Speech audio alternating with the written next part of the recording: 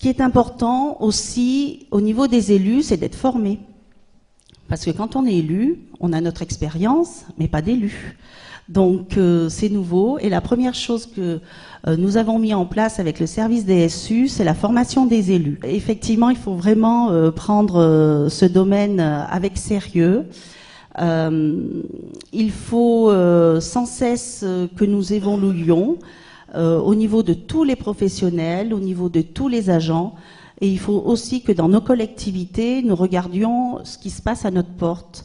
Parce que nous avons un énorme travail en interne également à faire. C'est là où je renvoie le sujet à l'ensemble de l'administration qui, elle, est chargée d'appliquer des politiques, qui est employeur aussi, et qui a le devoir de former ses agents à ces questions-là. Et donc, nous avons négocié l'intégration, on parlait de droit commun tout à l'heure, l'intégration dans notre plan de formation qui s'adresse à tous les agents du Conseil général, des volets de sensibilisation et information sur la lutte contre les discriminations et sur l'égalité homme-femme.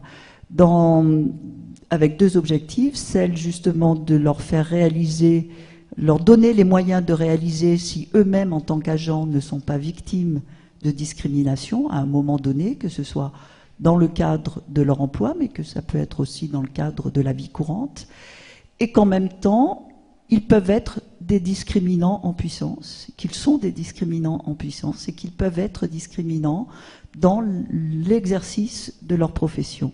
Au niveau institutionnel,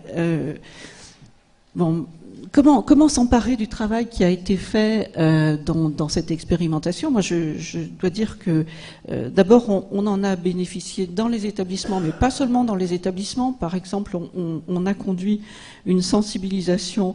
C'est un peu plus qu'une sensibilisation, mais des personnels administratifs de la direction des services, parce qu'on parle beaucoup des enseignants, mais le système éducatif, c'est aussi une administration de ce système.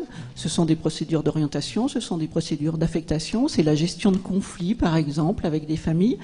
C'est-à-dire, ce sont des administratifs qui sont en relation avec des parents d'élèves, très souvent, ou avec des enseignants. Et dans cette dimension-là, dans cette relation-là, il peut aussi y avoir des occasions de discrimination.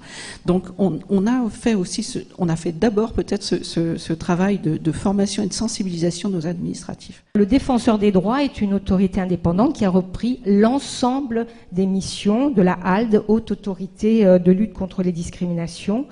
Et donc, à ce titre-là, évidemment, notre place aujourd'hui est légitime et nécessaire parmi vous. Nous observons une chute tout à fait significative des réclamations. Qui dit chute des réclamations veut dire que des personnes qui souhaiteraient nous saisir, des personnes qui souhaiteraient engager une procédure, ne trouvent plus le chemin pour rencontrer cette institution. Notre institution a des pouvoirs particuliers, des pouvoirs d'instruction, des pouvoirs d'audition, et il faut que nous remettions ensemble des dynamiques pour coopérer, pour faire que toute personne qui souhaiterait engager une procédure puisse trouver une aide.